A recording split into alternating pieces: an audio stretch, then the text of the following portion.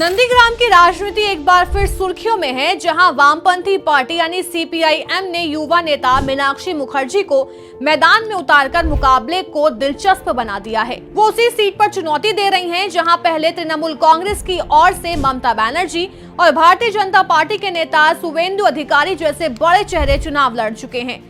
मीनाक्षी मुखर्जी का ये चुनाव सिर्फ एक सीट की लड़ाई नहीं, बल्कि वामपंथ की वापसी और नई पीढ़ी की राजनीतिक ताकत को साबित करने की कोशिश के रूप में देखा जा रहा है।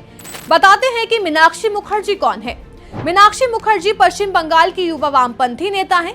कम्युनिस्ट पार्टी ऑफ इंडिया यानी मार्क्सवादी से जुड़ी हैं। छात्र राजनीति से निकलकर DYFI और SFI जैसे संगठनों के जरिए वाम आंदोलन में सक्रिय हुई थी। धीरे धीरे पार्टी के महत्वपूर्ण चेहरों में शामिल हो गईं और उनकी पहचान एक जमीनी और युवा नेतृत्व वाली नेता की है। वो बंगाल CPIM सेंट्रल कमेटी की मेंबर रही हैं। सियासी करियर कैसे शुरू हुआ? नंदीग्राम से CPIM प्रत्याशी मीनाक्षी का राजनीतिक करियर छात्र राजनीति से शुरू हुआ। उन्होंने पहले स्टूडेंट्स फेडरेशन ऑफ इंडिया में काम किया और फिर democratic youth federation of India में सक्रिय भूमिका निभाई। यहाँ उन्होंने संगठन को मजबूत करने और युवाओं को जोड़ने में अहम योगदान दिया।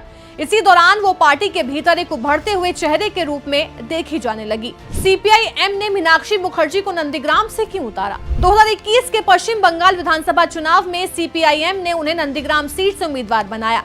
ये फैसला रणनीतिक था, क्योंकि पार्टी वामपंथ की युवा छवि को आगे लाना चाहती थी। नंदीग्राम एक हाई प्रोफाइल और प्रतीकात्मक सीट थी, जहाँ मुकाबला सीधे ममता बनर्जी और शुवेंदु अधिकारी जैसे बड़े नेताओं से था। 5 साल पहले मीनाक्षी मुखर्जी का प्रदर्शन कैसा रहा? नंदीग्राम चुनाव में मीनाक्षी मुखर्जी का मुकाबला बेहद कठिन था। यहाँ तृणमूल कांग्रेस की ममता बनर्जी और बीजेपी के शुवेंदु अधिकारी जैसे दिग्गज नेता मैदान में थे।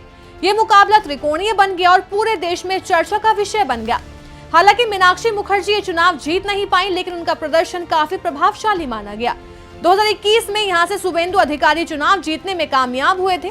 उसके बाद से उन्हें जॉइंट किलर कहा जाता है। हालांकि चुनाव हारकर भी मीनाक्षी वाम राजनीति की एक उभरते हुए चेहरे के रूप में राष्ट्रीय स्तर पर चर्चित हो गई। क्या है सियासी समीकरण? नंदीग्राम की राजनीति में असली स्विंग फैक्टर किसी एक पार्टी या मुद्दे में नहीं, बल्कि अलग अलग वोट समूहों और स्थानीय ताकतों के संतुलन में छिपा होता है। यहाँ अल्पसंख्यक वोट आमतौर पर TMC की ओर झुकते हैं, जबकि हिंदू मिडिल वोट का रुझान बीजेपी की तरफ देखने को मिलता है। इसके साथ ही स्थानीय नेतृत्व की पकड़ खासतौर पर शुवेंदु अधिकारी और TMC संगठन के बीच मुकाबला चुनाव को और ज्यादा दिलचस्प और अनिश्चित बना देता है। यही तीनों तत्व मिलकर हर चुनाव में परिणाम को बदलने की क्षमता रखते हैं और इन्हें ही असली स्विंग फैक्टर कहा जा सकता है।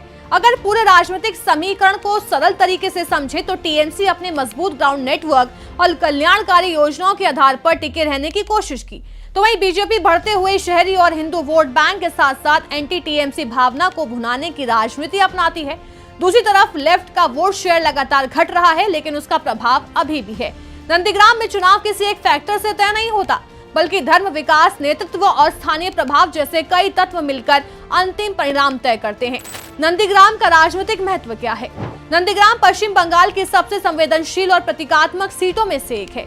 ये पहले वामपंथ का मजबूत गढ़ था, लेकिन बाद में ये TMC और बीजेपी के बीच सीधा मुकाबले का क्षेत्र बन गया। भूमि आंदोलन और किसान राजनीति से जुड़े होने की वजह से ये सीट लगातार सुर्खियों में रहती है।